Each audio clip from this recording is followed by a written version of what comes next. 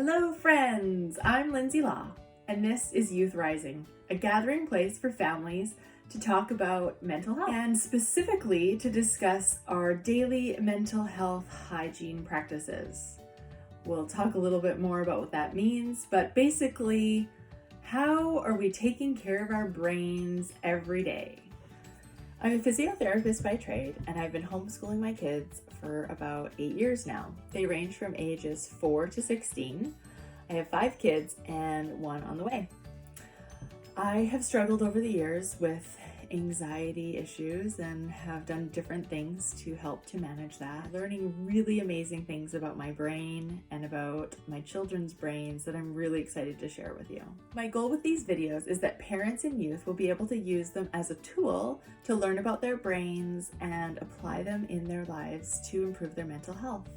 They can create an opportunity for discussion through the week, and you can watch the videos together as a family and learn together. One of the things that really got me excited about doing these videos is that I realized that as parents, we spend a lot of time teaching our kids about taking care of their physical health and their physical hygiene. We teach them to brush their teeth, brush their hair, exercise, and eat good food. But we don't take a lot of time to teach our kids about caring for their brains and how to use their brains to work for them instead of against. In our family, we've set up specific times during the day where we meet together to discuss different things. And one of the things that we discuss is ways that we can take care of our mental health and training about the way our brains work. So these opportunities to meet together and discuss these topics create a real openness in our family about mental health. And it creates an awareness for my children of these ideas. If you're talking to your kids about mental health, they're more likely to come and talk to you about things that they're struggling with and things that they have concerns about. So as I was looking at YouTube and other resources for mental hygiene information, I realized that most of the information out there really focuses on mental illness.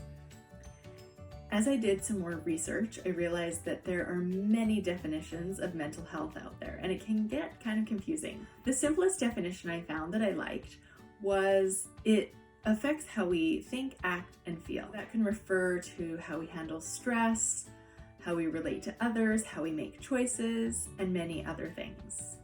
One thing that the Canadian Mental Health Association talks about that I really liked and made things clear is that mental health is separate from mental illness. For example, you could have really great mental health and be diagnosed with a mental illness, or you can not have a mental illness diagnosis but have poor mental health. Whether you have a mental illness or not, your mental health is based on how you think and feel and act. So I like to think about it this way.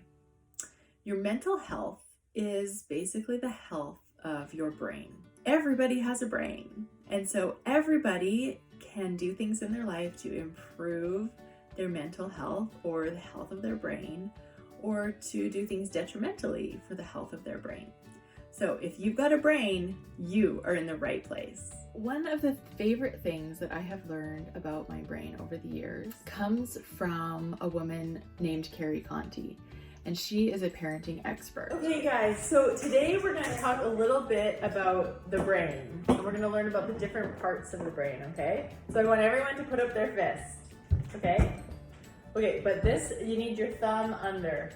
There you go, okay. So we're going to talk about the brain, and we're going to learn 2 different parts of the brain, okay? So this top part where your fingers are, we call this the cerebral cortex. Can you guys say that? Cerebral cortex. Right. And or our cognitive brain. Cognitive brain. And this is where we do a lot of our thinking. Like if we want to move our leg, we think, oh, I would like to move my leg. And then, or your arm, and then we move parts of our body. Or this is where we have conscious thoughts. This is where we have conscious thought. And this part underneath, so you can lift up your fingers, and right where your thumb is, we call this your primitive brain, Or the lizard brain. or the lizard brain, or your hind brain. There's lots of different names. Brain. Some people call it the monkey brain.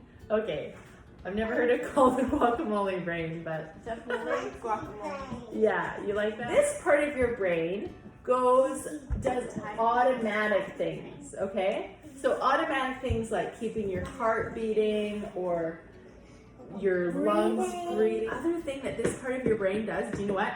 It protects you from tigers. If a tiger was coming, this part of your brain would make you alert and Run really fast. heart rate would increase and you could run really fast away from the tiger, okay? Sometimes our brain protects us from things that aren't actually dangerous. Sometimes we might be worried about something, about maybe calling someone on the phone. Our hindbrain will try to protect us from being uncomfortable, but sometimes it's important for us to be uncomfortable. And so this part of our brain is really helpful because there are times in our life where, I mean, most of us won't meet a tiger, but maybe you're walking across the street and a car is coming. And then you have to like move really fast or stop to react so you're not going to get hurt, right? And that part of your brain is really helpful. But sometimes this part of our brain tells us things that aren't true. You made a mistake on your math. And then this part of your brain might say, oh, you're not very good at math. You always make mistakes. Or you get really annoyed and What's get wrong mad with and you? you're It's important for us to recognize that the thoughts coming from this part of our brain are not conscious thoughts, and we don't have to believe all of those thoughts. So this week, what I want you guys to try and do is just really be aware of the thoughts coming into your mind and take note of, is that thought coming from my primitive brain? Or is that thought coming from my cerebral cortex? We're going to talk more about thoughts and what to do with those thoughts that are coming from your primitive brain.